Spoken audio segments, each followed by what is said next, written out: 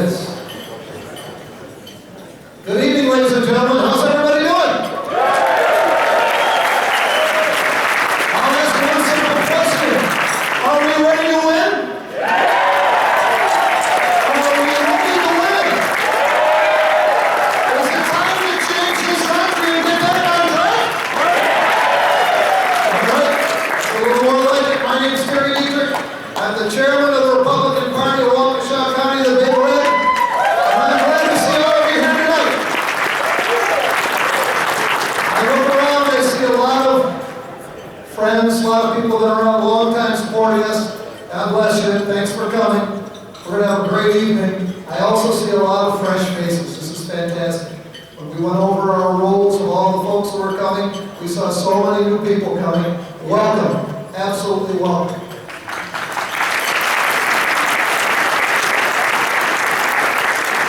We're going to have a great time tonight. It's going to be exciting. We're going to talk a lot about what needs to change. November can't come fast enough. As far as I'm concerned, this county and this state is ready to vote right now.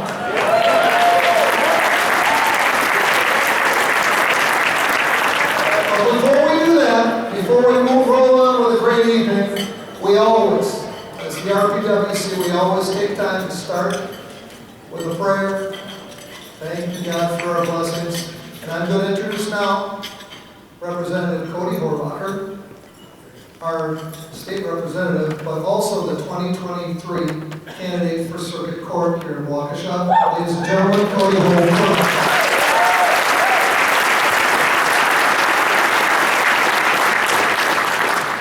Thanks, Terry. And with the start of the trial here in Waukesha this weekend, I think everybody here knows what I'm talking about. Let's all remember the victims and their families of the Waukesha great tragedy from last year, and make sure that we keep them in our personal intentions to God on tonight, but in the following weeks. So if you would, please join me, bow your heads in prayer. Dear Lord, we thank you for this night, which we are enjoying, that we've already started to, but keeping you ever present in our thoughts and in our deeds. Please help us navigate from here until November, whatever comes our way, and make sure that those that are out doing good work on our behalf and on behalf of the cause seek to do your will above all else. In Jesus' name, amen. Amen. Thank you, brother. Now, ladies and gentlemen, I will ask that you stand for the Pledge of Allegiance and then remain standing for our national anthem. Pledge of Allegiance is led by a very dear friend of ours, former 13th Assembly District State Representative, and now running for the 5th Senate District here in Brookfield and the area. Ladies and gentlemen, Rob Hunt.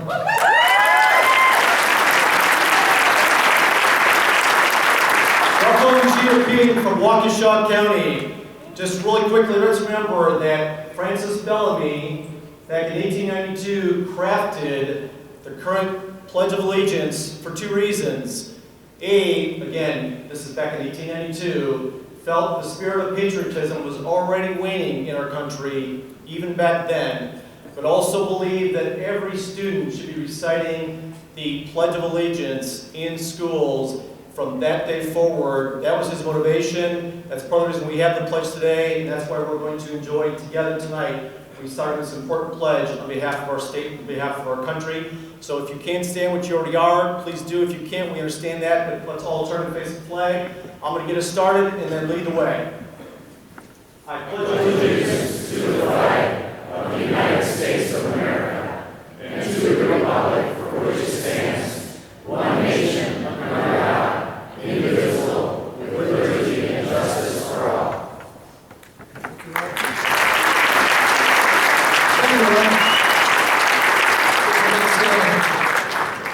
Coming to the stage now to lead us in the national anthem is Grace Grossenheimer. She's from Heartland, and she is absolutely fantastic. She's going to join us tonight. She's a student from Madison, drove here just to join us. Grace? Oh, say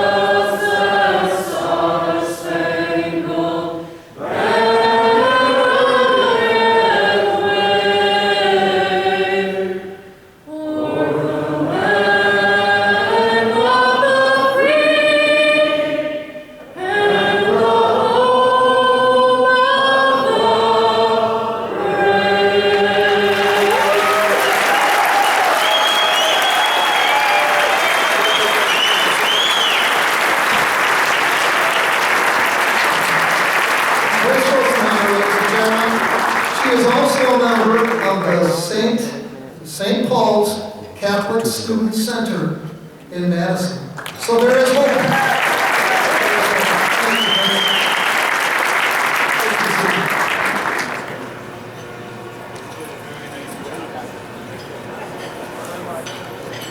We got a great evening tonight. We're joined, well, so many of you know each other, it's fantastic. But we're joined by a number of dignitaries who are here, starting with, in a little while, Senator Ron Johnson.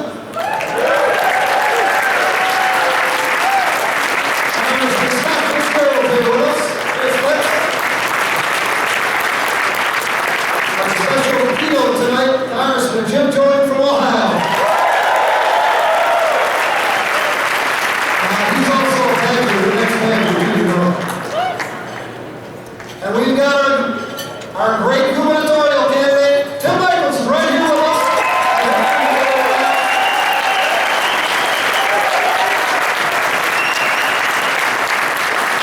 We've got a whole other bunch of other candidates that we're going to be a little later. Going down the list, we've got a lot of folks to introduce. Let's start off with our county executive and RPW chair, Paul Farrell.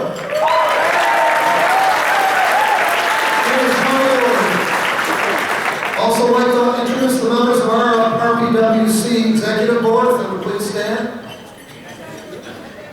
I think they're all working here at this point. Let me get over to our state senate. We've got our president of the state senate from the 33rd district, Chris Capigan.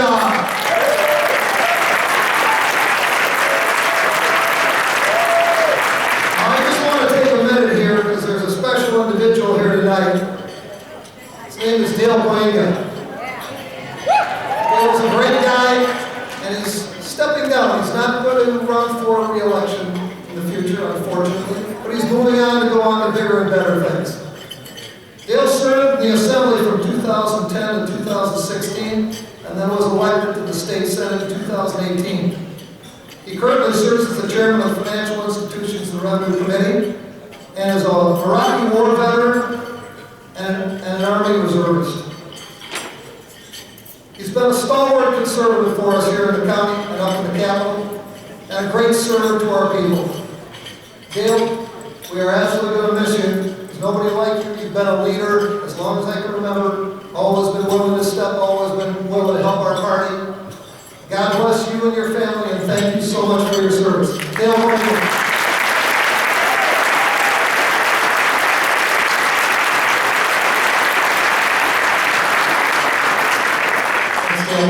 On to the Assembly. If you please rise and remain standing. Representative Scott Allen. There's Scott Allen. General Reagan.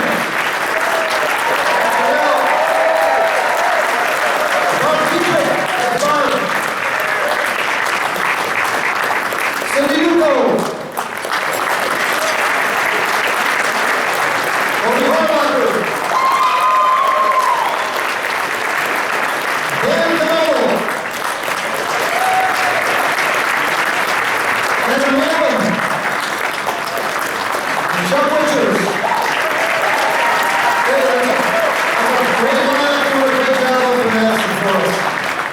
I'd also like to just take a minute and thank, and I don't think they're here tonight, but we've been talking lately, and they've moved on.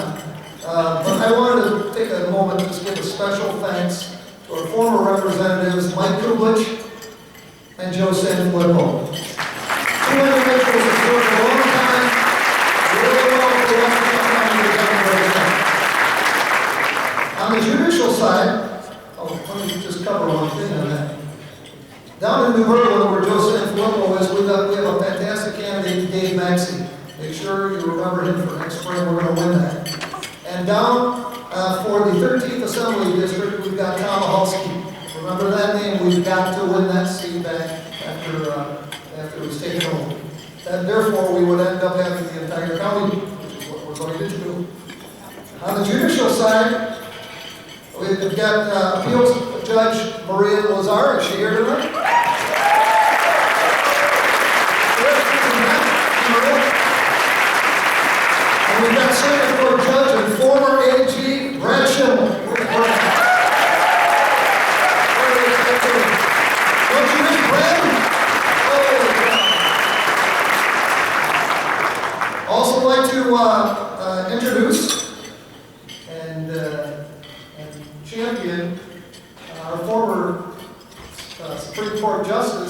Dan Kelly, stand here.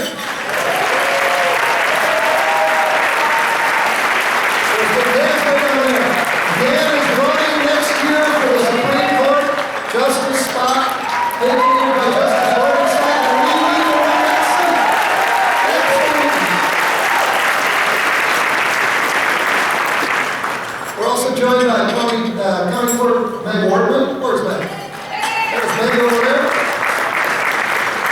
Fifth District Chair Kathy Kiernan. Is Kathy here? And fourth District Chair, I call him the conservative fighter, the real fighter on the Wisconsin Election Commission, Bob Spindell. Bob,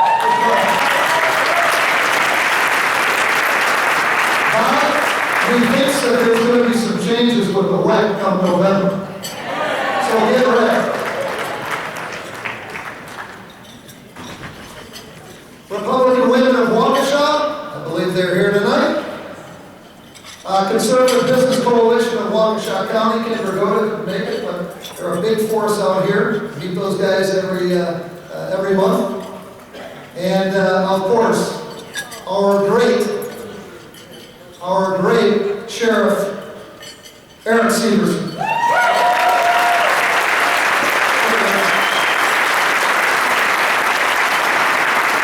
Last but not least, I'd like to ask all the current and past veterans, law enforcement, and first responders to please stand.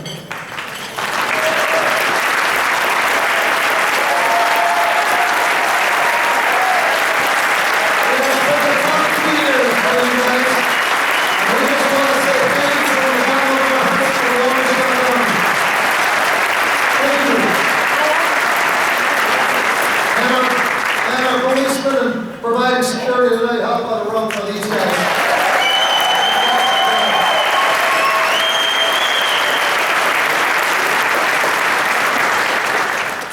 Before we introduce our first speaker tonight, I wanted just to give you a brief overview of where we are, where we've come here in Waukesha County over the last couple of years. Over the last 15 months, the RPWC's WIS Red Local Initiative Program that we started back in late 2020 has, in my opinion, transformed this county. Through the hard work and vision of our team, led by Chris Langer. Where's Chris? Chris here? There he is. All the volunteers. And we successfully recruited and ran 172 candidates over the last 15 months. Guess how many we won? 152 of them.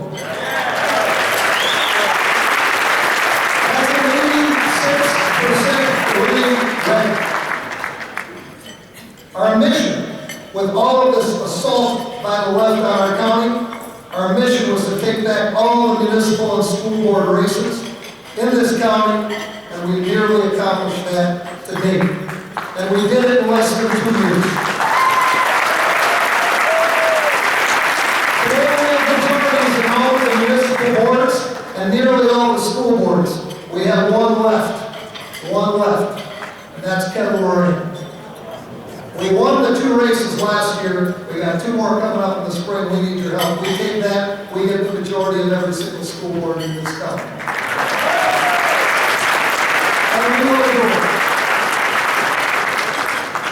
We didn't do this alone, though.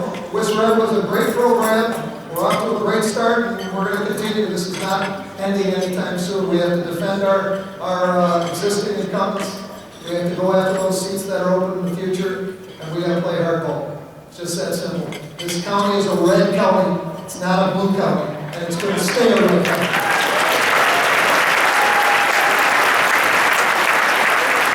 We didn't do this alone.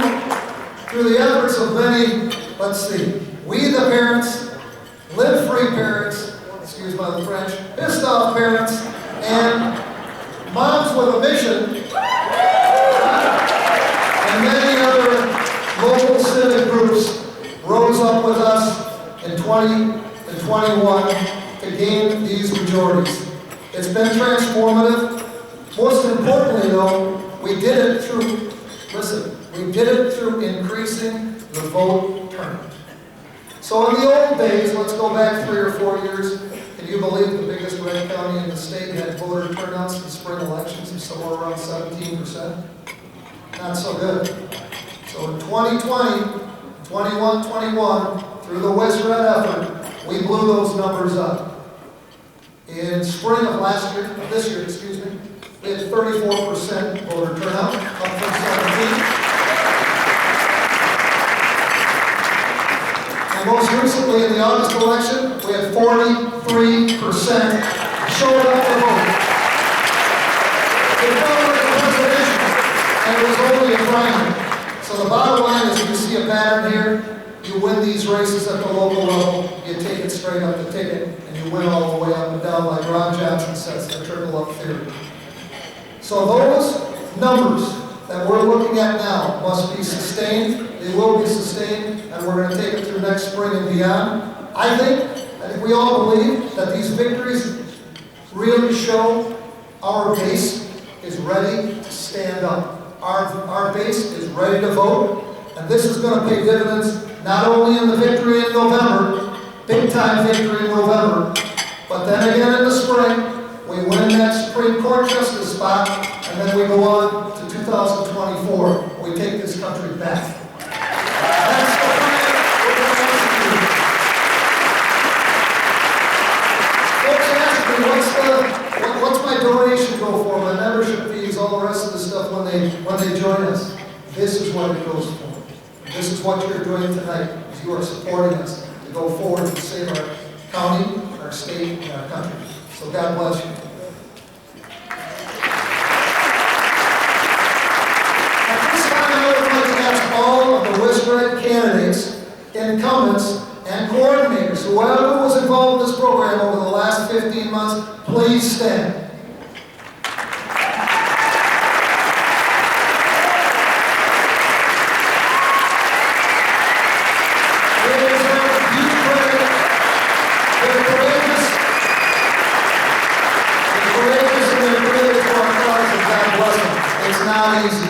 It's not easy.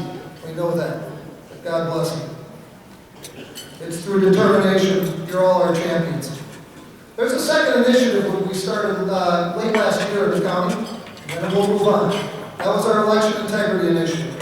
We formed an election integrity task force, led by our director, Ed Kuglish. In the last year, just in the last year, we have trained over 300 poll inspectors, over 200 voters. So when we talk about wanting to have security in our county and uphold the law, this is what we're committed to doing, including the senior centers, special voting deputies, and all the way across the board. Because Waukesha County is a clean county, it's going to stay a clean county, and we are going to drive forward for election integrity. And after November, when we win, there's going to be a whole lot of changes to our election integrity in this state. And we're going to look at that.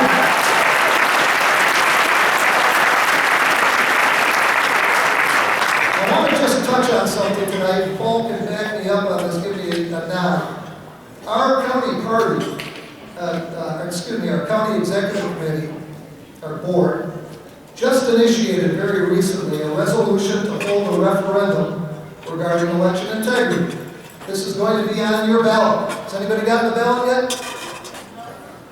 On the bottom of that ballot, there's two questions. Oh, yes. Vote yes. Okay, you hear me? Vote yes to these, because it is the precursor to us moving forward in November with election integrity reform and backing that up with counties across the state upholding election integrity. We got that right, Paul? Yep. Okay, there you go. So don't forget, when you see that ballot, don't be surprised. Go ahead and vote yes. We need to uphold the law. Speaking of the law, our first speaker this evening is a very stark contrast to the current AG Josh Call. Really. Unlike Mr. Call, who's not a rubber stamp for allowing criminals more rights than law-abiding citizens. committed to protecting the people of Wisconsin, rather than coddling the low bail DAs and turning a blind eye to the massive surge in statewide crime and demonizing our great patriots of law enforcement.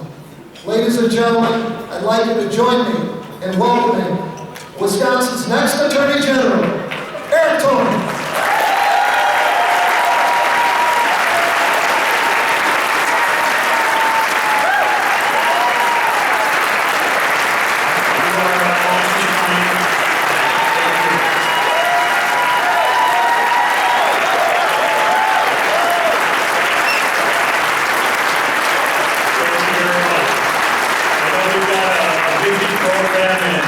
How incredibly humbling it is to be standing up here as our Republican Attorney General nominee to look to follow in the footsteps of Brad Schimmel, who did such an outstanding job for us. And I decided to run for Attorney General and really get into this when I saw, like we all did, Tony Evers condemn and convict a police officer with no facts in that Jacob Blake shooting in Kenosha.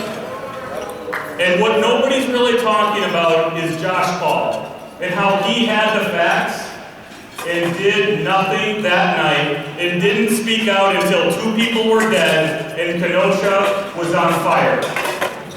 But then he did something perhaps even worse, and he turned his back on our law enforcement. And that is personal to me. My dad spent over 30 years as a police officer. I know what it's like to worry about his safety and literally not know if he's alive when Officer Craig Burkholz was shot and killed in Fond du Lac, March 20th of 2011. I know what it's like to sit across from the family of a murdered police officer in doing an officer-involved death investigation when a 21-year-old state trooper named Trevor Casper heroically laid down his life so that others would go home safely. And we know that Trevor and Craig represent our law enforcement, that they have earned the right to have an Attorney General that will stand with them to enforce the rule of law here in Wisconsin.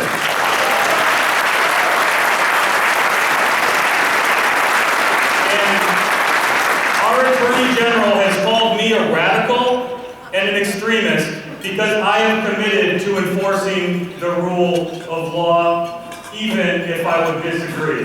And who here thinks we only enforce the rule of law when we agree?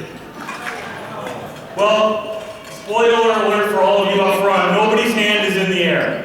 And I asked this question across Wisconsin, and I've yet to see a hand in the air, which means Josh Paul has not heard me speak, because his hand would have been in the air, because that's his record. And I also ask that question in every jury trial that I do. I ask my jurors, do you all agree to follow the law even if you disagree? And it's the rule of law that really separates America from so much of the rest of the world, that we enforce the rule of law. If you can walk into any courtroom in Wisconsin and have the law applied to you, equal justice under the law for all. And if you think about it, the Republican Party, I have the privilege of being the district attorney for the birthplace of the Republican Party, Reagan, Wisconsin, in Fond du Lac County. And what was our party founded on? Ending slavery in America. Equal justice under the law for all. And we were called radical Republicans then, and I am proud to be one of those radical Republicans now with all of you. Now, I want to tell you a little story that means a lot to me. How many of you know the name Philip Neeson? There's not a single hand in the air, but I do know one hand that I knew would be in the air, and that's our former Attorney General, Brad Schimmel, because he hired Philip Neeson. Brad hired Philip as a DCI agent at our Wisconsin Department of Justice. And while there, Philip worked some of the most important cases, internet crimes against children. Prior to that, he was a police officer at Fairfax, Virginia, and a United States Marine. I think more important than all of that, Philip was a dad, and Philip was a grandpa. And he would tell his grandson, do the right thing every day. But he doesn't get to tell his grandson that anymore, because he was murdered in Fond du Lac County on July 3rd, 2020, by a man that had serious mental health issues. But what that criminal also told law enforcement was that he wanted to kill a white person because of Donald Trump, the silent majority, and the political rhetoric. And that if somebody were riding a Harley-Davidson motorcycle in Fond du Lac, they would be white. And so he intentionally plowed his pickup truck into Philip, killing him, stealing him from his family. And so during that primary election on August 9th, I was fighting for justice in the courtroom in that trial for Philip's family and his colleagues across Wisconsin.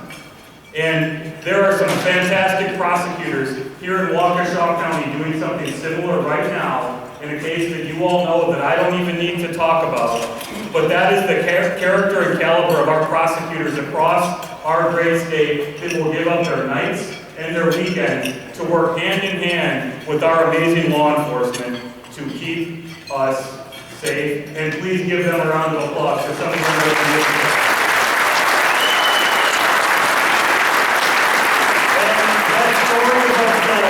Most of you didn't hear about because it didn't fit the media narrative. And I have hit 68 counties as I've traveled Wisconsin. I think we'll have about 600 miles in today before this day is over. And I am excited for November because of the energy I see across Wisconsin that we are going to win because of you if you knock on doors, you do lip drops, you make the phone calls, you get active on social media. But not social media jail, because we need you out there. And if we do those things and stick together, because we're not just up against the Democrats or big tech or the media, they want to divide us and pit us against ourselves. But if we stand together united, we will win in November if we don't take our foot off the gas pedal. Because I will not wake up on November 9th and say, I wish I did more. Will any of you wake up on November 9th and say you wish you did more? No. And I have this commitment to you. I have had people threaten to shoot me, cut my head off, and shave my eyebrows, and nail my head to the media, and I like my eyebrows just fine. But I will not back down in standing up and fighting for you just like I have done in the courtroom on behalf of you.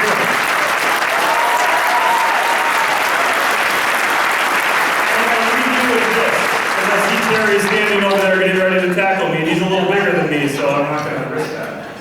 I am proud to be law enforcement's choice with bipartisan support from over 100 sheriffs, DAs, and police chiefs across Wisconsin that have seen the public safety failures of our Attorney General that has literally defunded the police and prosecutors at our Department of Justice and mismanaged our crime labs during historic violence and a drug epidemic, and it is time for us to collectively turn the page on his public safety failures and elect a prosecutor and not a politician to be our top cop. Thank you so much.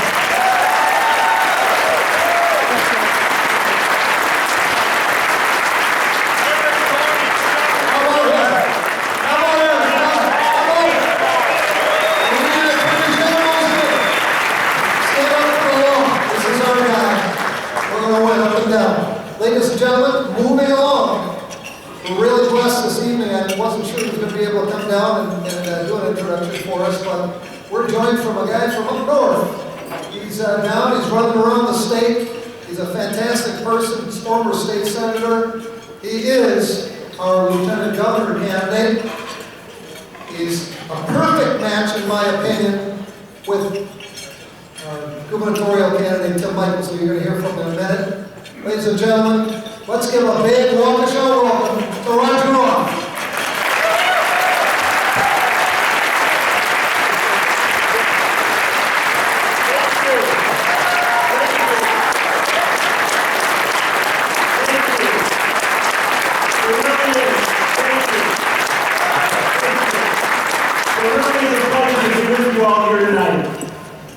I am Roger Roth. I am running for Lieutenant Governor. I am husband to an amazing wife. I am father to 5 amazing little boys. I'm a home builder by profession, and I've served 18 years in the Wisconsin International Guard, and I get to this evening introduce to you the next governor from the great state of Wisconsin.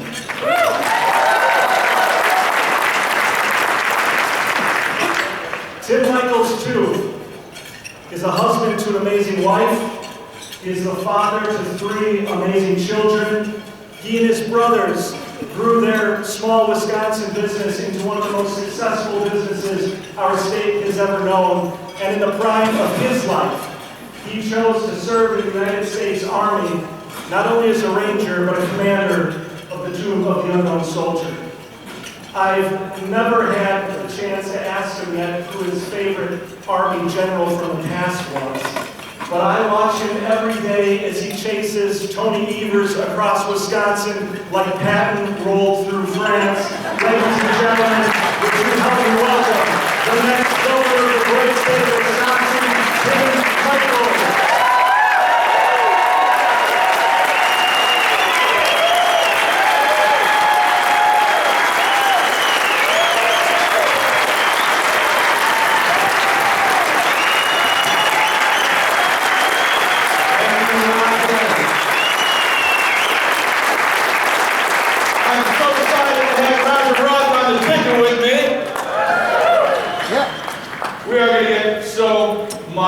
Done. But tonight you chose to be here. You had a lot of things you could do on a beautiful early fall evening, but you came here because, like Barbara and me, you are concerned about the direction of America.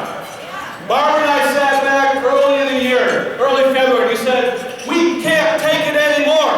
This country is on a slippery slope towards socialism. Oh, George Soros and all his liberal cronies, they're very clever. It's cloaked behind CRT and BLM and defund the police. But we know they want to destroy the America that you and I know and love. Thomas Jefferson said, all it takes for evil to prevail is for good men to do nothing. Barbara thinks I'm a good man, by the way. We said we're going to get in this race, and it's been a meteoric rise ever since. The polling looks very good. Speaking of Barbara, by the way, stand up, honey. I think she made one wonderful first lady of the state of Wisconsin.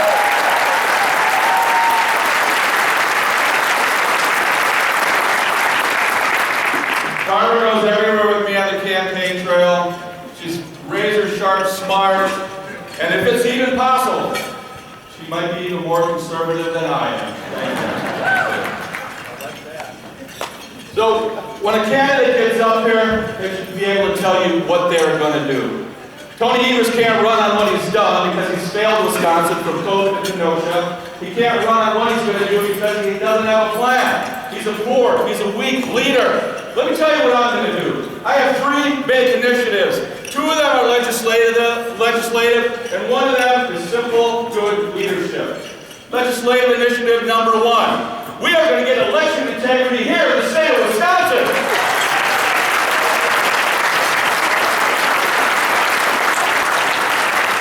I'm going to work with the legislature. I'm going to work with Janelle Branch, and we are going to get those vetoes right that Tony Evers vetoed,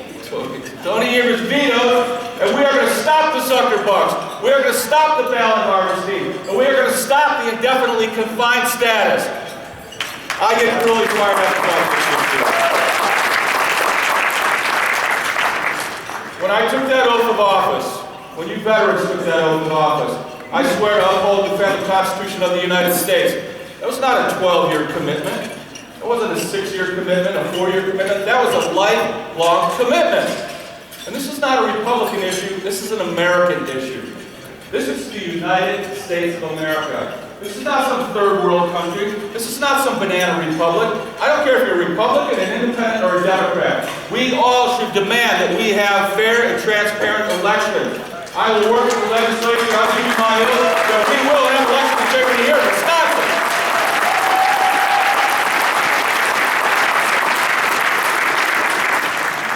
My second big legislative initiative is education reform. We are going to put parents back in charge of education.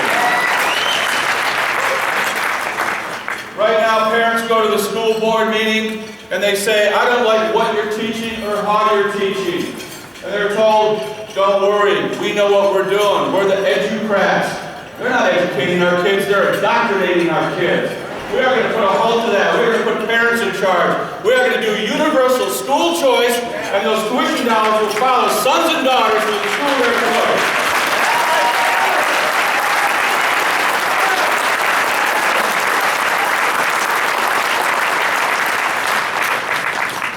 Barb and I visited a school just north of downtown Milwaukee, St. Margaret's, great private school. They said the school a block and a half up the street.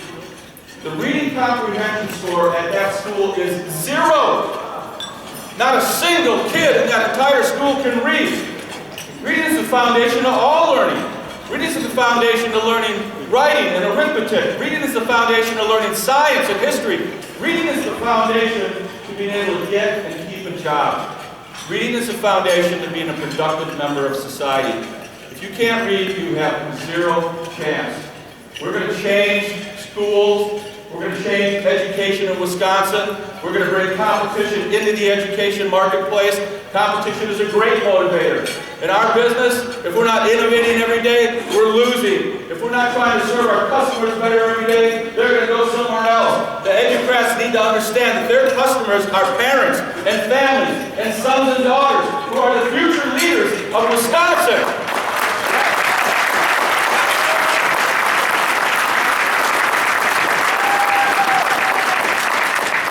And these kids that can't read, they're going to end up on the streets, which only brings crime up and up. Which brings me to my third issue. We are going to get crime down in Wisconsin. I'll tell you what, crime went down in America from 30 years ago until 2 years ago.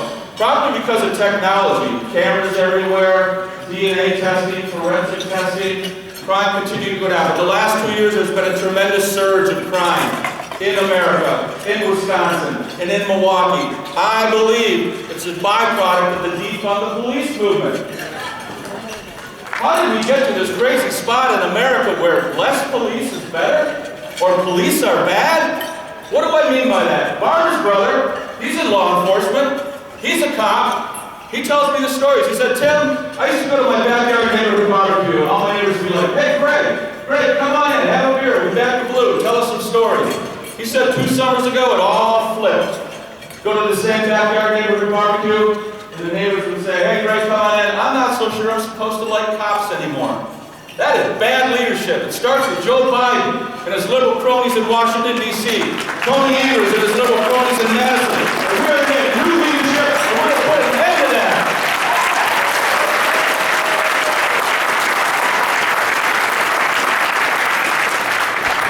Every man and every woman in law enforcement is going to know that the governor himself wore a uniform, albeit a military uniform. For 12 years on active duty as an Army Ranger. They're going to know that I back the blue. And these catch and release DAs, I'm going to fire them.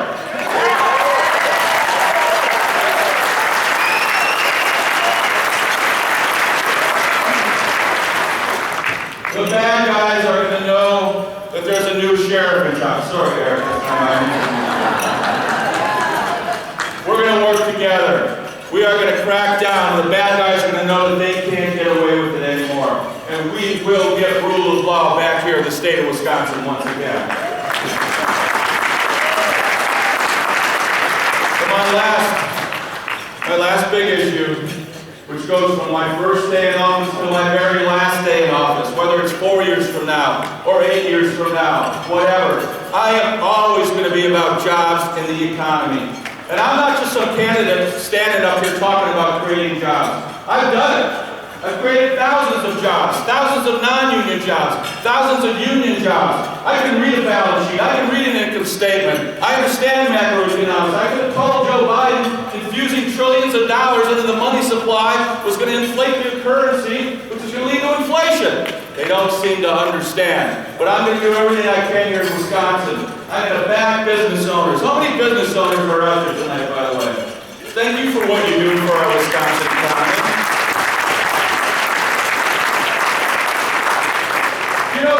You know what liberals think? Liberals think you go into business and you just start making gobs of money right away, just like that.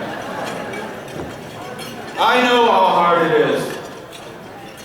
I know this despite the excessive government taxation and the excessive government bureaucracy, my brothers and I stood shoulder to shoulder. And when our dad died 25 years ago, we built that business from a few hundred employees to over 8,000 today.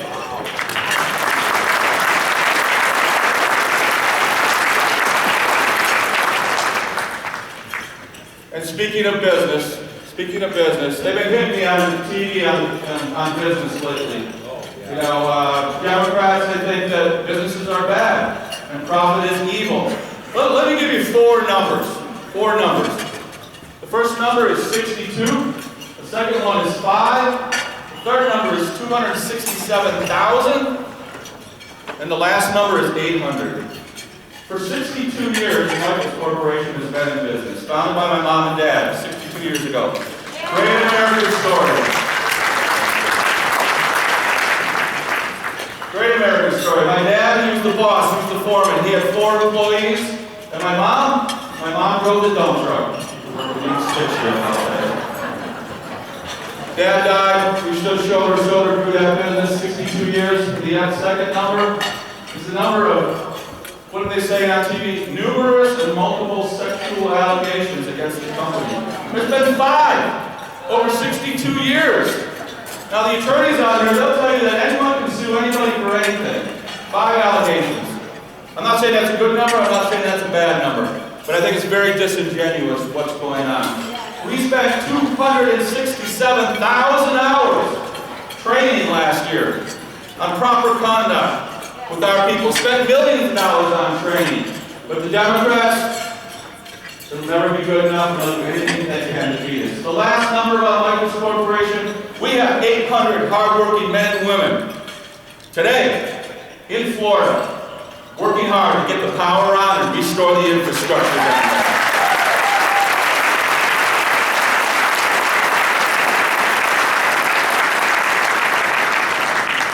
That's the kind of company we are, and that's how we roll.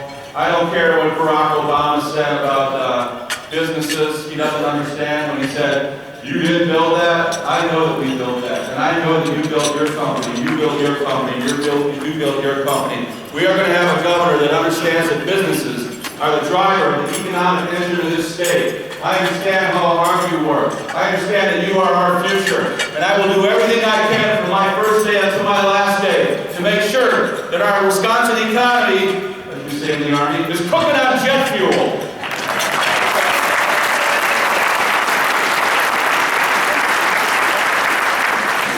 So I ask for your support. There's not a lot of time left, but when we're all rowing together, when we're all working hard, when we're unified, we are so powerful. We are so powerful, and together we can win in November. Together, we can beat Tony Evers, and together, we can take the state of Wisconsin back and get representing the league together. Thank you so much,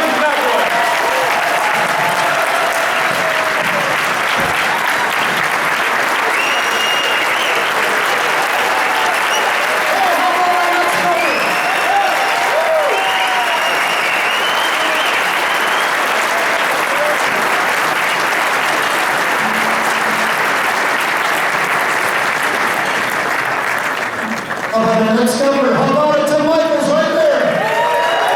35 years, let's go get it. Before I introduce our next speaker, I won't be alone. Bottom line is, I want to make a statement as the RPWC chair. We had a really, really tough fight in the primary. We had great candidates, let's face it. Becky Clayfish, fantastic. Kevin Nichols, fantastic. Tim Randall, still out there. The bottom line here is we, the enemy, the person we need to beat, is Tony Evers. So we have to unite. And for all those people who have been sitting on the sidelines, it's time to step up, and it's time to get behind Tim and behind this ticket and to win, because it's much more important that he wins, and we got a new governor, and we changed the direction of this state. So please, right now, all of those who had other thoughts, and it was a tough fight, please consider getting on board. Everybody has to row in the same position. We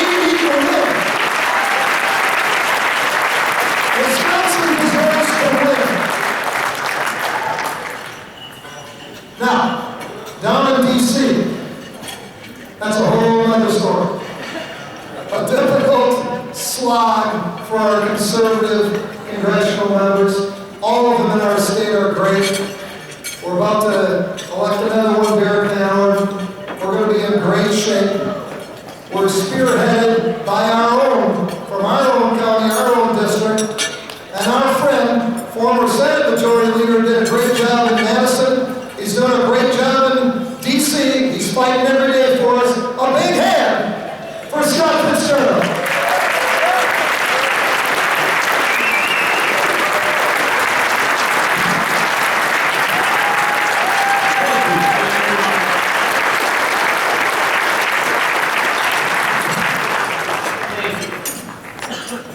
It's my honor to be here this evening at the Lincoln Day to introduce a good friend of mine, Congressman Jim Jordan, who's going to take the stage in a minute here. I just wanted to tell you a couple of things that are going on kind of nationwide. Right now, the House of Representatives is just 4 seats short of taking that majority back. And the history shows that the party that currently is out of control, so to speak, will pick up at least 27 seats. That's still the goal. And if the president is below 50% approval, guess what? Throw another 10 in there. So I'm very optimistic that if we kind of work together and pull everything together, that we can see a majority of 37 seats. Why is that important? Because we need people like Jim Jordan to take over the chairmanships of these committees.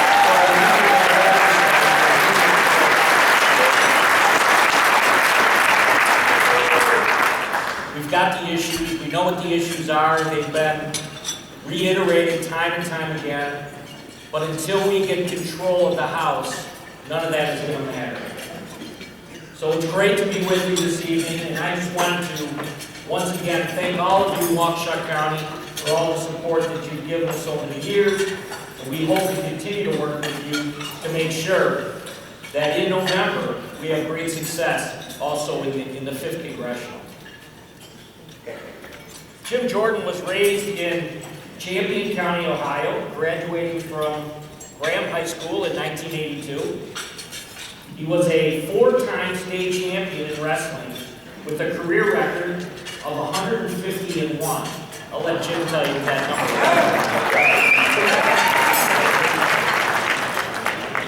number. He went on to earn a bachelor's degree in economics from the University of Wisconsin, where he was a two-time NCAA wrestling champion. He later earned a master's degree in education from Ohio State University, the Ohio State University. And a law degree from Hammond University in Columbus, Ohio. Jim is a fiscal conservative, as you know, who believes that families and taxpayers, rather than government, know best how to make decisions with their money. Throughout his career, Jim has led the fight against tax hikes, including those proposed by some of the members of our own party. He obviously believes in cutting taxes, and I'm sure that that will be a priority once we take the majority back. In Congress, Jim has also emerged as a prominent defender of the taxpayer's pocketbook through his work on spending issues, and in 2009 he introduced the only balanced budget alternative to President Obama's budget. In the 112th Congress, Jim served as chairman of the House Republican Study Committee. I am also a member of that now, and any true conservative in that conference needs to be part of the RSC, because it is the only budget that continues to be introduced on an annual basis that Americans can actually take a look at and say, this is where we should be headed.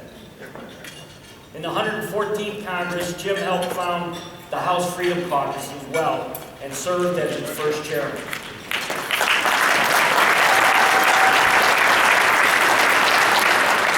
He serves as a ranking member on the House Judiciary Committee, and on the House Oversight Committee, he is a member that obviously is very high profile, as you see his work on a regular basis, usually on the Fox Network, right? His wife Polly is with us this evening. Polly, it's good to have you here. Ladies and gentlemen, please help us welcome our speaker this evening,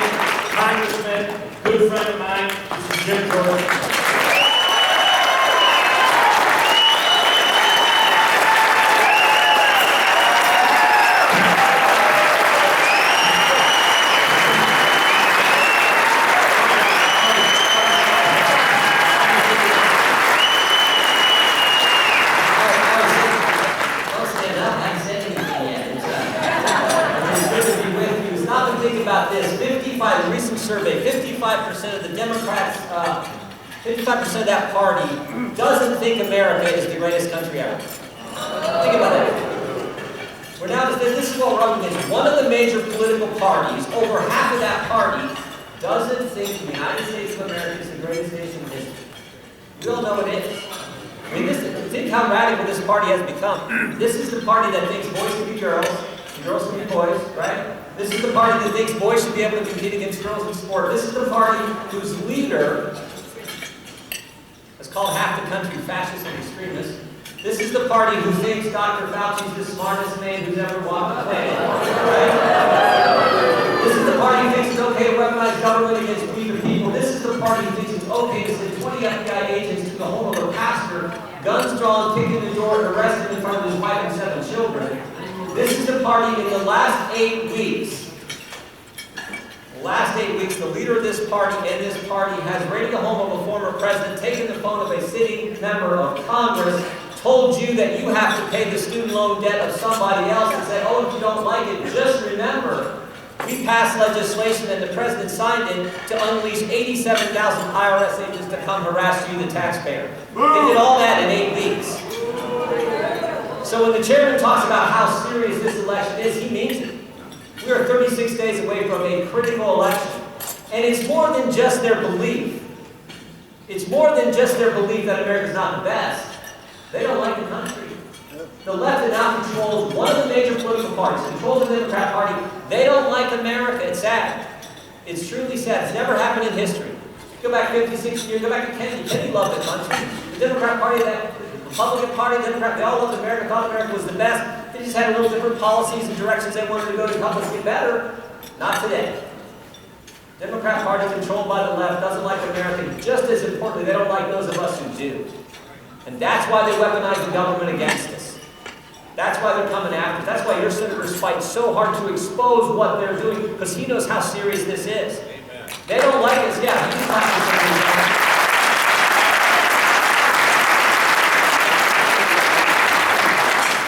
They don't like, they have a disdain for us. Remember what President Obama said, oh, they took their Bibles and guns, remember that? I mean, remember when Peter Strzok and Lisa Page were doing the text messages back and forth? Remember all those text messages? Well, there's one where Peter Strzok is in the Walmart in Virginia, and he texts Lisa Page. Remember what he said? He said, I can smell the Trump supporters. Right? The disdain they have. Remember Anderson Cooper? Or as my buddy Matt Gates says, Anderson Cooper, Vanderbilt, I think, or whatever you call him. Right? And the guy on CNN, right? He's talking about Trump voters, and he says, Trump voters eat at the Olive Garden and stay at the Marriott. You know, because he only eats at 5-star restaurants and stays at the Ritz and that kind of thing. And I was telling one group, I said, you know, Olive Garden and Marriott, where I'm from in Western Ohio, that's a pretty good weekend, right? Not bad. But that's the disdain they have for us.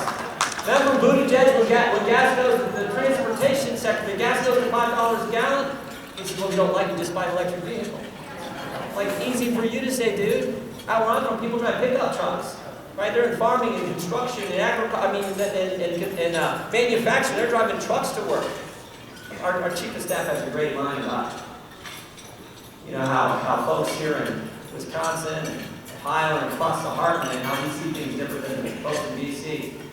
Out here, you know, we always say in our district, which is West Central and North Central Ohio, so we make things, move things, and grow things. Right? You're in construction, you're in agriculture, you're in trucking, you can't zoom it in. You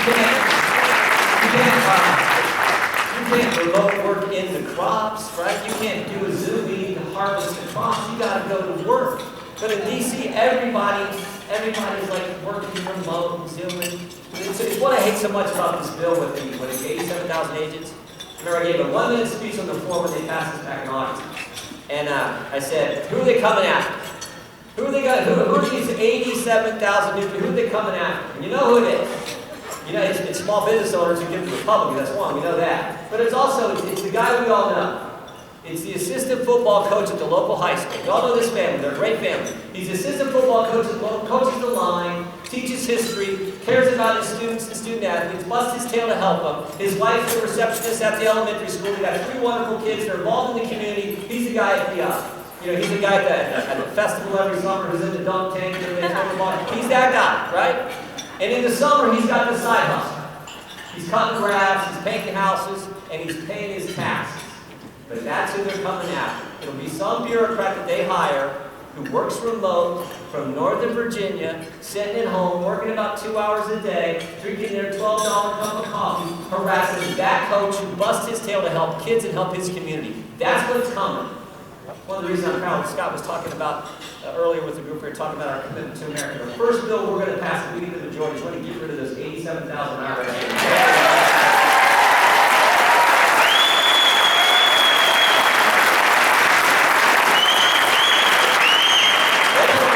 America's the best. They don't like the country and all it stands for. They don't like those of us who do love this great country. How many of you seen the 2-minute and 14-second clip of this new Prime Minister from Italy? Anyone see that? I don't really know much about her, but I will say, based on that 2-minute and 14, it's from a speech a couple years ago, in fact, I think it was in 2019. But that clip is amazing. And she makes this point. She says, the left doesn't like what defines us. They don't like that we're defined by our national identity, our religious identity, our family identity, the Constitution, the Bill of Rights, capitalism, free markets, the rule of. They don't like those things. Stop and think about it. We should be defined by our national, but we're not global citizens. We're citizens of the United States of America. And that's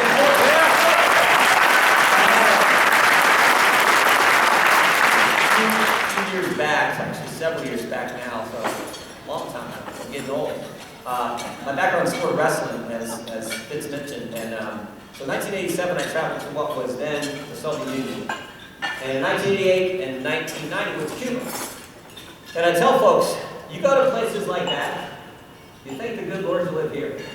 I mean, I tell folks, I was in Moscow in February.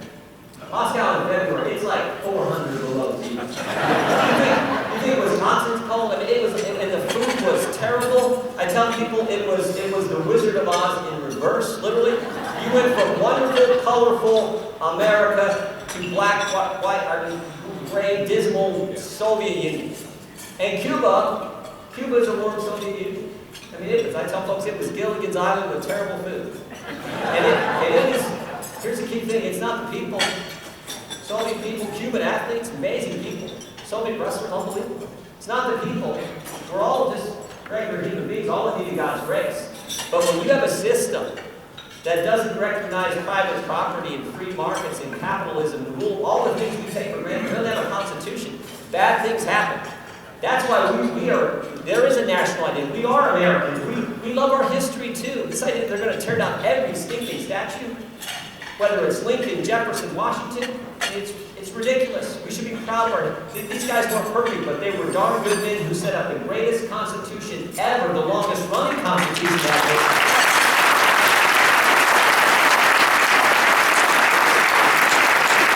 And by the way, when you're a nation and you have a national identity, you're supposed to have a border, right, to help define what a nation is.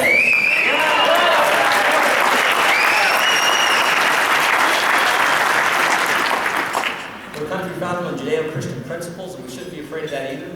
The left wants to get rid of that. We should not be afraid of that. We're a country that understood the first institution the good Lord put together. First institution. It wasn't the church, it wasn't the state, it was moms and dads and kids. The family institution. is important. It's that basic institution. And look, this is critical in election context too. We saw this happen 11 months ago in the state of Virginia.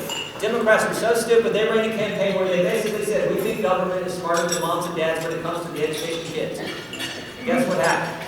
A bunch of moms said, we don't think so, right? Proving an old point that Fitz and I have known a long time ago that how politics works. No high-paid lobbyist, no politician will ever be a mom on a mission, right? These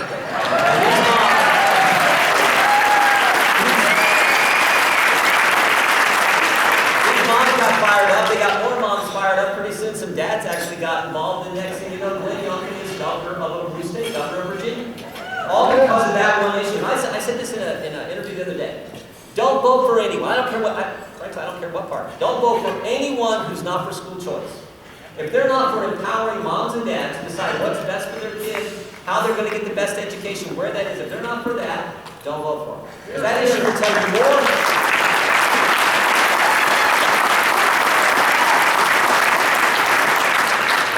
That issue will tell you more about where someone stands. And the left, the other thing I noticed about the left, it seems like they don't even like certain things that don't define us, right? They don't like, they don't like the fact that we should be able to keep a sports team with the name they've always had. Like, we're no longer the Cleveland Indians in Ohio. It's the Cleveland Guardians because of the left. It's crazy. They don't want you to be able to eat beef like that great beef we had tonight. No, you gotta eat some like some vegetarian burger, whatever that is. They don't like plastic straws. Have you ever used like the paper straw? How many of you ever had to use that? Like, what's that? So the left is crazy. And the other thing about the left, this is so important for us because we should be the team that's fighting for the things that count, but we should do it with a smile on our face, right? Pence had a great line one time. Pence says, "I'm a conservative and I'm not mad about it." Right? There's no reason to be mad, right? So let's fight it right. The left is always mad.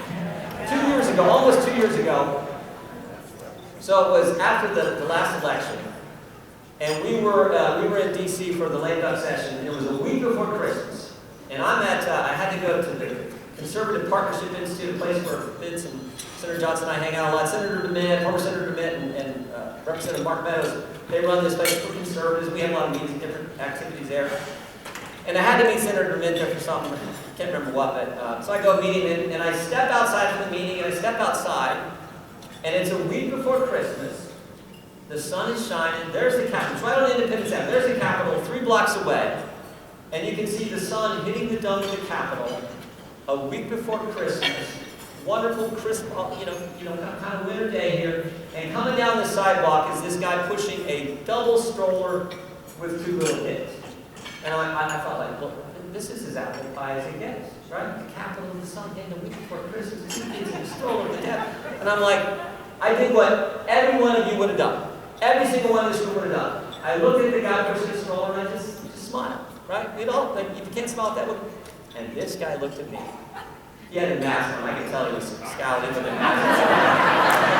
He looked at me and just like, that's that Jordan conservative. I'm like, I didn't say it. I'm just like, dude, like, no, you don't have to be mad a week before Christmas.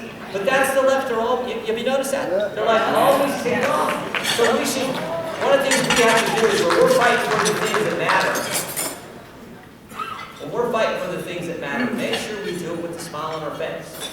And the thing that needs defending most, I'm convinced of this, the thing that needs defending most is the First Amendment. It is scary what they're trying to do to the rights we enjoy as Americans under the Bill of Rights, the very First Amendment to our Constitution. Though, you think about it, we got 5 fundamental liberties in that First Amendment. Your right to practice your faith, your right to assemble like we're doing tonight, your right to petition your member of Congress. You can go to Washington, talk to your guy, you can meet him on the street, talk to your guy, petition him to redress your grievances or your senator. Right? Your freedom of the press and freedom of speech. 5 rights. Every single one has been assaulted by the left in the last couple of years. Every one.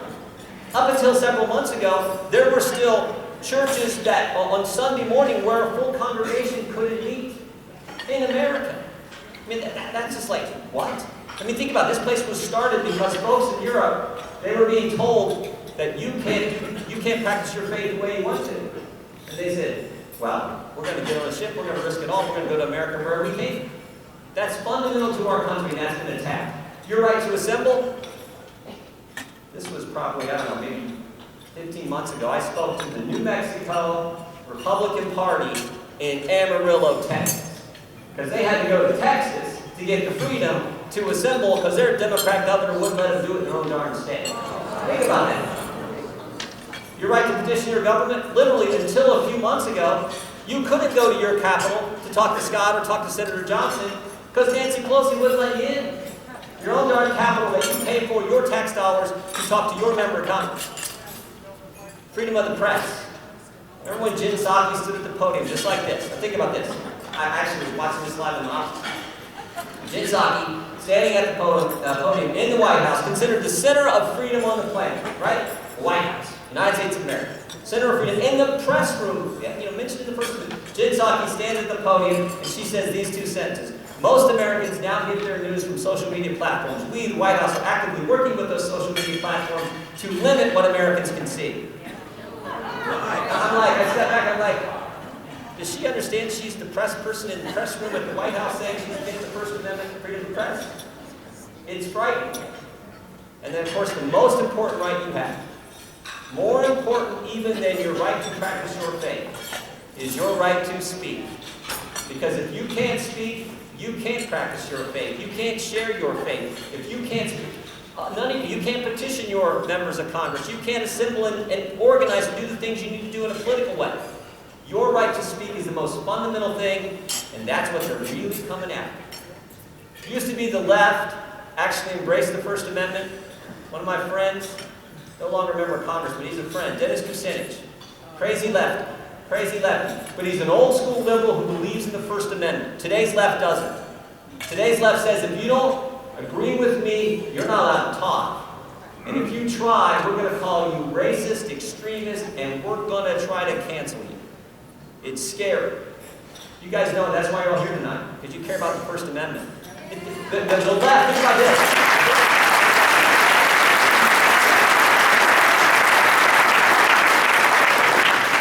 This is why they tried to set up this crazy disinformation government for you. See this? Right? Nina Jankowicz, some lady said all kinds of crazy things, and they were going to run it out of the Department of Homeland Security of all places. That is really frightening. Thank goodness we kind of got to stop that. But this is where today's left is. So this is what's at stake. Finally, maybe the last thing I mentioned about how bad things are and why it's so important we're involved.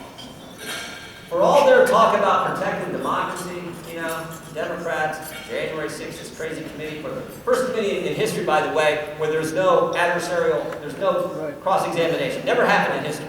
Never happened in the history of our great country. There's always an adversary. You're always allowed to cross-examine. In fact, it's the part I love most about my job. When I think there's a witness from the government who's lied to the constituents I get the privilege of representing, my job is to show it and to get after that witness. First time in history, but all their talk about protecting democracy, I think the left really doesn't like democracy because they want the bureaucrats, the experts to run the country, and not the folks that we, the people, put in office. And who's the guy who's never been elected to an office, who's run our lives for the last 2 years, more than anyone else? Fauci. Dr. Fauci. And this guy knew. This guy knew on January 31st, 2020.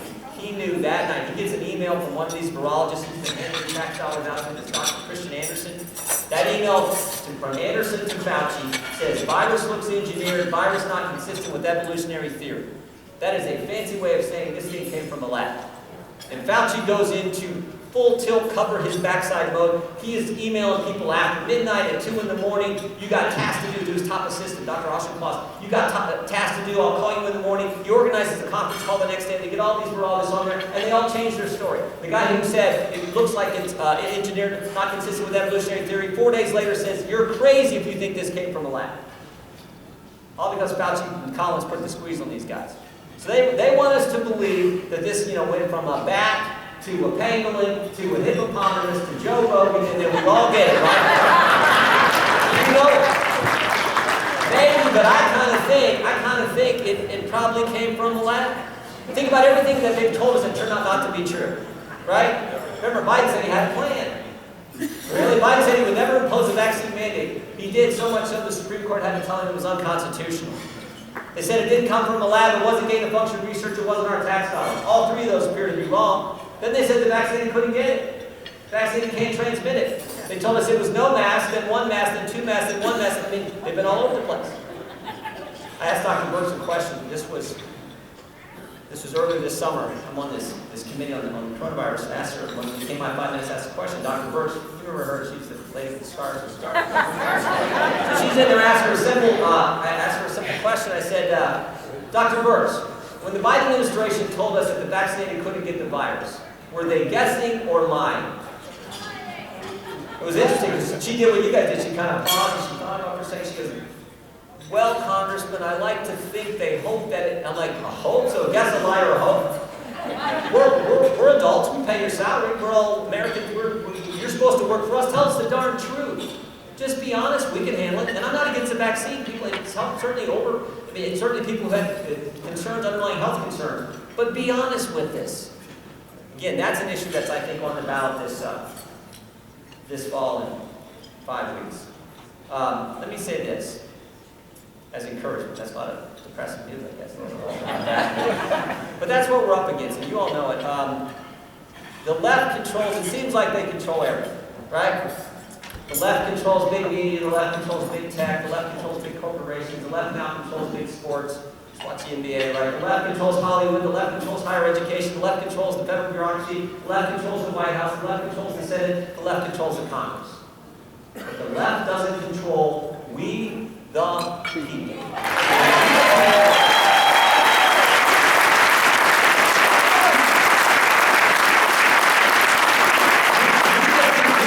Know what happened in the last 21 months. I said to the group, we had a small group earlier, I said, I think this campaign is real basic. It's 4 plus freedom. 4 plus freedom. 4 big issues. We went from a secure border to no border. We went from safe streets to record crime. We went from $2 gas to $5 gas. And we went from stable prices to a 41-year high inflation rate in 21 months. And oh, by the way, while they're doing that to your community, your business, to your family, to your school, while they're doing that they're also coming after your First Amendment liberties, your Second Amendment liberties, and weaponizing the government against we the people. That's what's on the ballot. That's what's on the ballot. So I came here to say thank you. Thank you, first of all, for being involved. You get involved in politics today, it's scary. But I learned a long time ago that good things in life don't just happen. You want to do something worthwhile, you want to have an impact, you want to accomplish something of meaning and significance. It takes time, it takes effort, it takes sacrifice, and most importantly, it takes a willingness to assume the risk associated with trying to do something worthwhile. You have a real goal, something important, there's the risk you might fail, there's the risk you're going to get attacked, there's risk that bad things are going to happen to you while you're trying to do it, but you assume the risk. And you guys are doing that. You're stepping in here because you care about this great country. So thank you for being involved. Thank you for sending good people to office. You got great statewide officials, a great candidate for Attorney General, your state reps and state senators, but I know two in particular. You're a member of Congress. There is no one finer. I'm so glad he's on our committee. Scott Fitzgerald understands what it means to go represent the folks in his district who gave him the privilege to serve you in the United States Congress. You keep sending me back as long as he keeps running. He is that good. And then,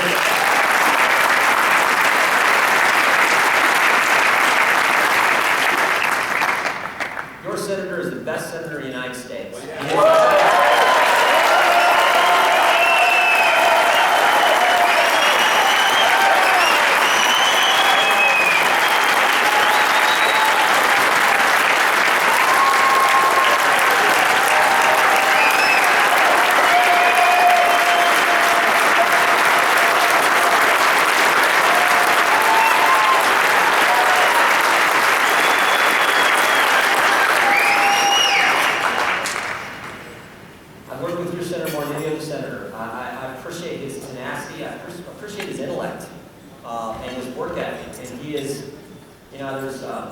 There's just no one finer. And there are times I'll just call him up. The guy who used to run his committee is our staff director on the Judiciary Committee. The guy named Chris Hicks, you wouldn't know him, but super smart staff, great conservative guy. And I can't say enough about your senator. He is the kind of guy you want in public service. There's the old joke, you know, there are folks in public life that you wish weren't, right? You call them Democrats, right? And then there are guys like Ron Johnson, who is exactly what is needed at this moment in our history, fighting for the things that matter, the things he told you he would fight for if you sent him to the Senate. And it is so critical that we get him back there, because we need that sturdy spine toughness that he brings. We need that there in Washington. So thank you for helping him. Thank you for helping President Trump over these last several years.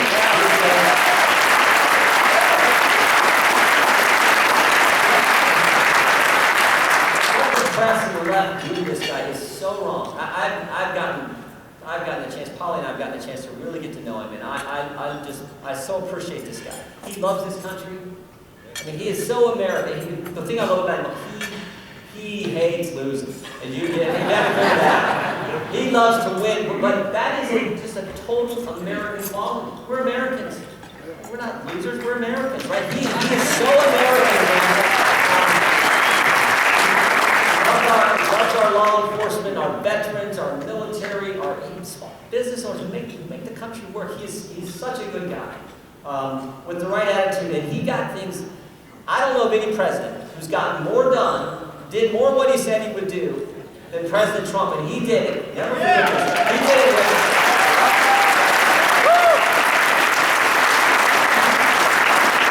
He did it with everyone in that town against him. Every Democrat was against him. Everyone in the mainstream press was against him. Half the Republicans were against him. All the bureaucracy was against him. And in spite of all that, I mean, I used to have this list. He said he would get out of the Iran deal, he did. Out of the Paris Climate Accord, he did. Said he'd reduce regulations, he did. Said he'd cut taxes, he did. Said he'd build the wall, he did. Said he'd put the embassy in Jerusalem, he did. And a bunch of Abraham Accords and a bunch of other things.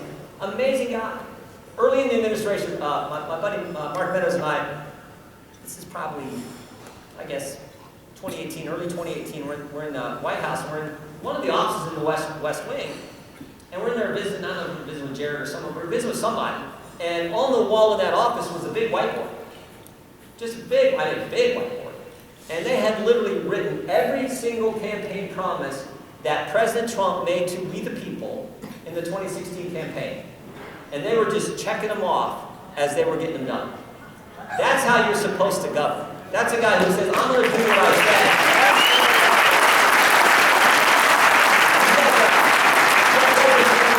There's a great line. I was at the rally with him a couple weeks ago in Youngstown, Ohio. It's a great line. He says, they come after me because I'm fighting for you. Because I'm standing up. And that is so true. I called him the night on, I think it was the 8th of August, whatever that Monday night was when they raided his home. And I called him about 11 o'clock at night, and he answered. I said, hey, Mr. President, how you doing? He goes, Jim, this is the best thing that's ever happened to our country.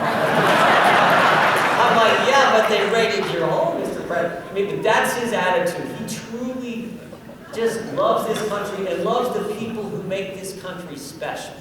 So thank you for helping him. Let me just finish with a couple things here. First of all, my favorite scripture verse, which I think has got to be our attitude. And I think it's a total American. My favorite scripture verse is 2 Timothy 4:7. Paul's the old guy giving advice to the young guy Timothy. And what does he say? Fight the good fight, finish the course, keep the faith. Fight, finish, keep. I tell folks, not wimpy, sissy words of actions, words just for Americans. We are not wimpy, timid people. We're Americans. We always rise to the challenge. That's who we are. Our history, I tell this story all the time. This happened to Polly and I maybe 10 or 12 years ago.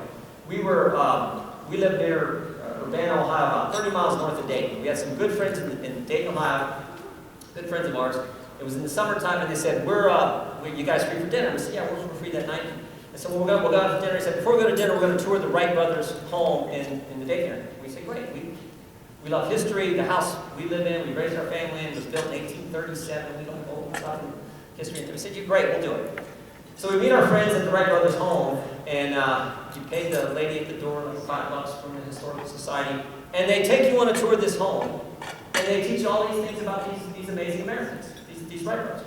And you learn about the bicycle shop and the other things they tinkered when they were messing with this vacuum system and all this different stuff they were doing. And it was a fascinating tour about this amazing family, these two brothers. And the last stop on the tour is, I think, Wilbur's bedroom. They tell you a few more things about this particular Wright brother. And then they end the tour by showing you two pictures. First picture they hold up, that very first flight, 1903, Kitty Hawk, North Carolina, in this thing they call a plane. And when you see that picture, you're like, how did that thing get off the ground?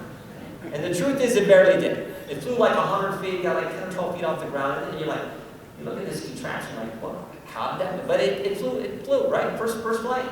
And you kind of remember that when whenever they teach you that in school, 7th, 8th grade, you're like, okay, that's kind of neat. I sort of remember that. They put it down, hold up a second picture. 1947, Chuck Yeager breaking the sound barrier in a jet. And I was like, wow, that I didn't know. Wasn't paying attention that day in school or something. I didn't know that. They show you that, and you're like, that's amazing. 44 years, we go from two guys flying 100 feet to a man another American breaking the sound barrier in a jet. Like, holy cow. They put that down, and literally, that's the end of the tour, and Polly and I start walking out that door. And as we're walking out that door, it hit me. Well, wait a minute. Wait a minute, why did they stop there? I represent Waukesha, Ohio, hometown of Neil Armstrong, who 22 years later stepped on the moon. Stop and think about it. 66 years. Two guys fly 100 feet, 66 years later, another American steps on the moon. One lifetime.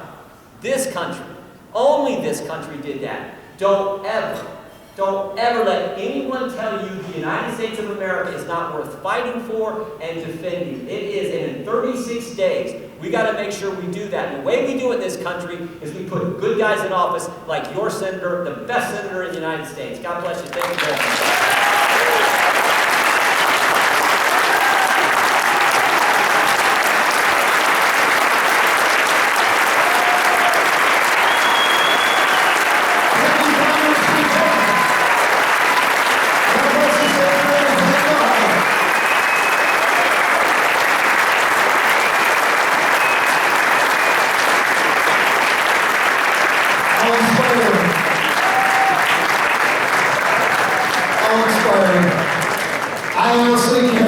I can't follow that up. That's just absolutely fantastic. Ladies and gentlemen, please welcome, I'm just going to go ahead, please welcome the hardest fighter, a man who loves this country. He fights every day. He gets bashed all the time, and he keeps going. You see him all over the state and all over the country. He is the #1 senator in this country. A huge welcome for our great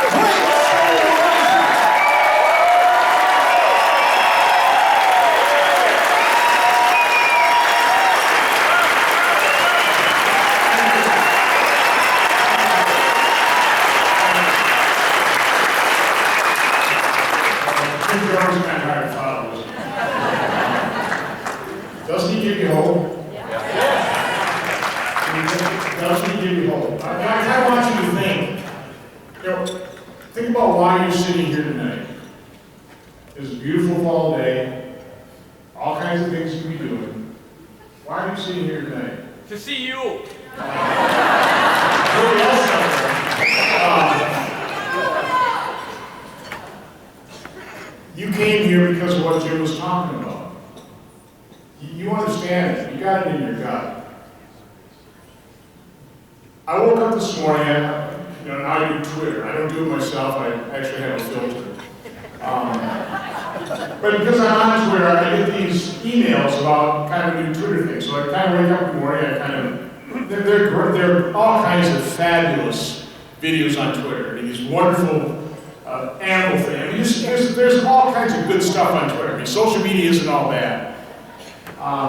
Today I woke up and the Twitter feed had a video.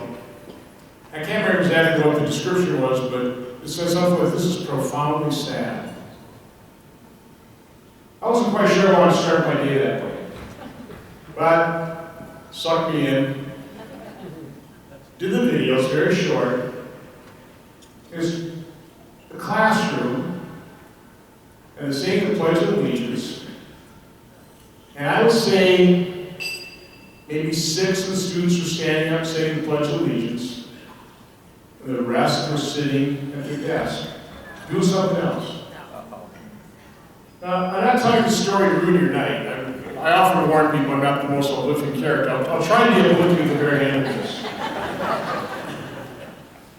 But when Jim was talking about the other side not liking this country, I mean, I'm not going to repeat you've heard my stump speech, okay? But it is true. When you got presidents of the United States that ran as candidates saying they want to fundamentally transform this nation, you don't love something you want to fundamentally transform. Right. That's who the left's leaders are. They don't like this country. They are angry. I didn't tailgate with Ken Records, Hall of Fame. Did it yesterday.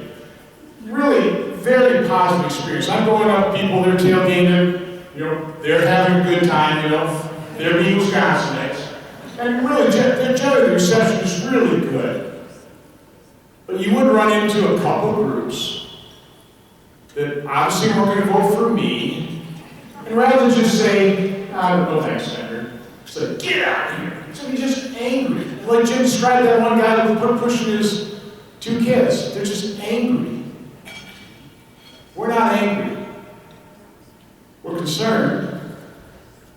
We're passionate about this country. We're not the dividers. Remember, he was President Biden. I was on the platform. When he took his oath of office, when he gave that inaugural address, 8 times during that speech, he said his #1 goal was to unify and heal this country. That was an outright lie. Let's face it, it was an outright lie. He never intended to, the left never would intend to. The left is all about dividing us for political power and political gain. That's who they are. I don't know. We don't understand it. We are the live and let live party. We're the party that values freedom. I don't know what they have on their mind. I cannot get inside the mind of a liberal. I just can't. I wouldn't want to. But we know what that fundamental transformation looks like. I call it the list of horribles. Jim talked about it, open borders, the flood of illegal immigrants. Not good for them, by the way. We do. We're going to need about 2.6 million new workers every year, just to grow at 3%. It's a pretty straightforward calculation. We don't have the birth rate, so we're going to need a functioning legal immigration system. An illegal immigration system doesn't work for anybody. You know our border is 100% secure on the Mexican side. It's not a joke. It's very sad. You do not cross the border without either paying or becoming indebted to some of the most evil people on the planet. I won't ruin your night talking to you about the human depredations, but you can imagine them. Those people coming across illegally are abused, and the abuse lasts. And they'll never fully integrate into society. They could get a work permit after 6 months. And as long as they keep showing up to their immigration hearings, they'll keep renewing that until the final hearing, when they're not going to show up because they don't have a valid asylum claim, and then they become part of the underground economy. It's not good for us, it's not good for them. If we had a legal immigration system, we could welcome those people. And I mean the vast majority we would welcome. We're a nation of immigrants. My ancestors were immigrants. Came over here poor and tired as part of the huddled masses.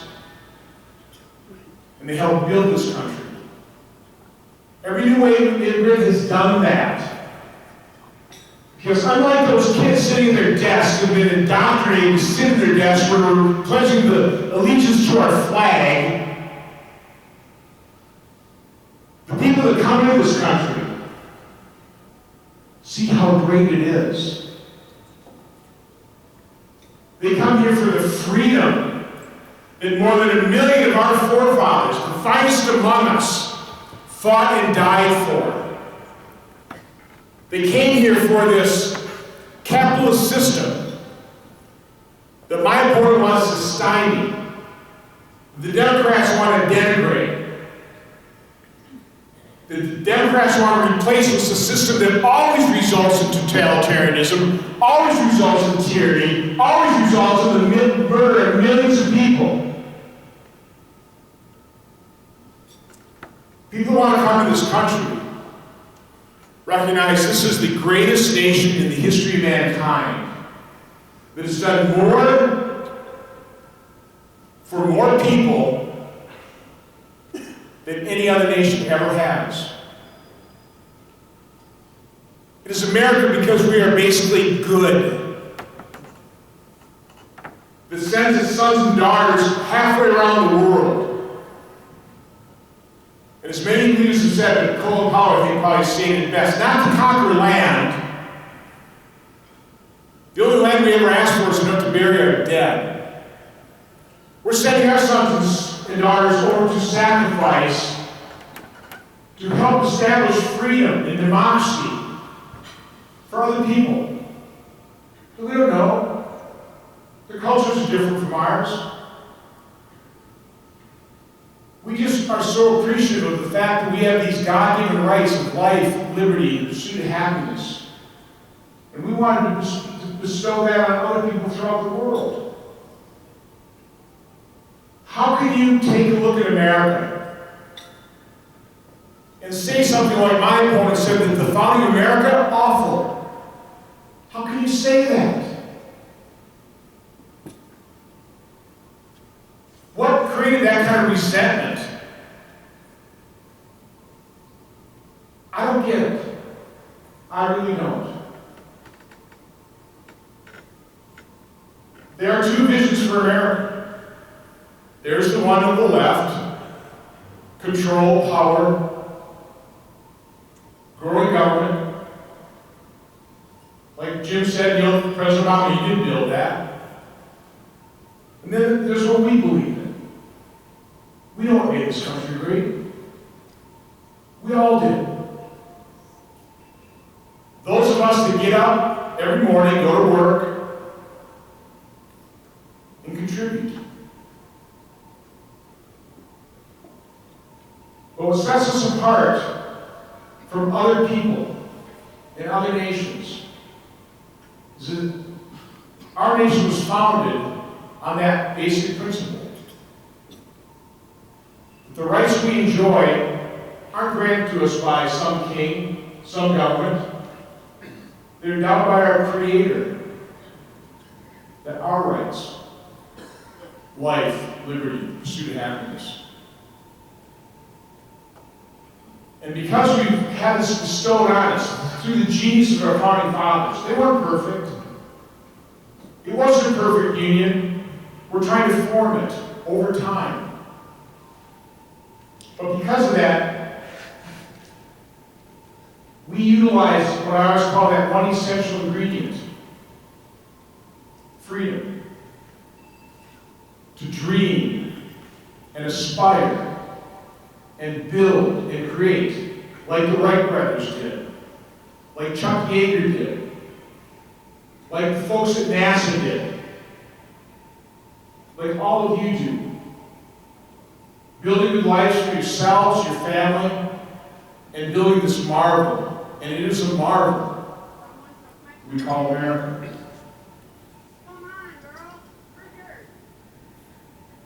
You guys know I didn't want to do this again. I'm not whining, I'm not asking you to feel sorry for me. It's not about me.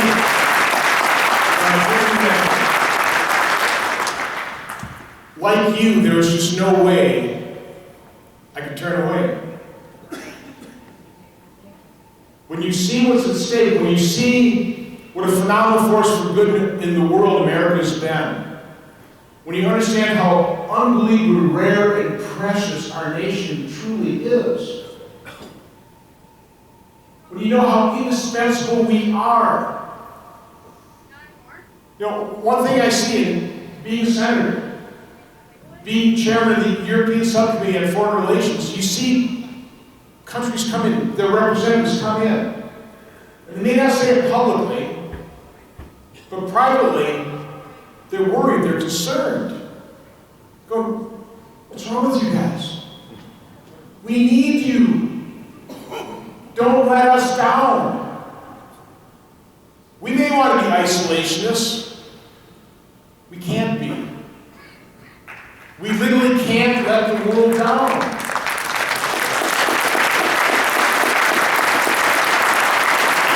I know some of you don't, maybe some of you don't agree with that. But understand how the world is relying on us. And understand that because we have had this given to us, this gift, we do have a responsibility. But the good news is, in carrying out that responsibility, it benefits us as well. A peaceful, stable world, that benefits us. Utilizing our freedom to build what we've created here, benefits us. It's how the world works. When you look at it clearly, when you look at it honestly. And speaking of that word honest, there's going to be a difference between us, isn't it? You know, for us to win this election, all that our fellow citizens need to understand is the truth. people who have no problem lying. It's all they've got. They can't run the record. So they lie, they distort, they assassinate our characters. They engage in politics of personal destruction. They have to be defeated. They have to be stopped. The people you're supporting, Tim Michaels, Roger Roth, Eric Tody, Scott Fitzgerald, Jim Jordan, by the way, the greatest congressman. The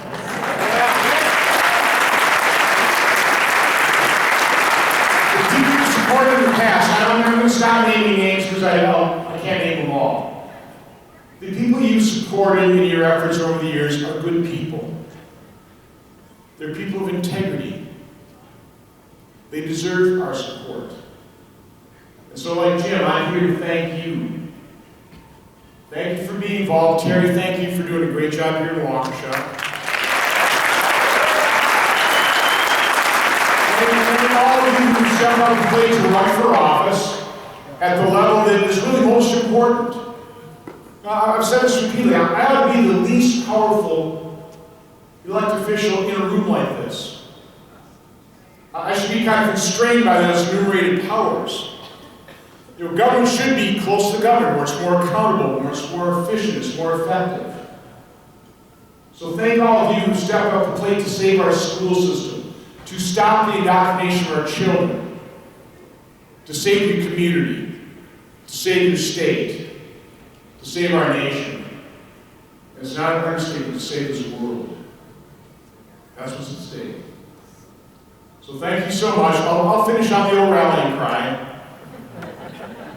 You know what it is, because you know what the fight is. It's always been the fight. Since the founding of this nation, for as long as it survives. It's a fight for freedom. It's not somebody else's fight. This is our fight. And this is a fight that we absolutely must win. God bless all of you.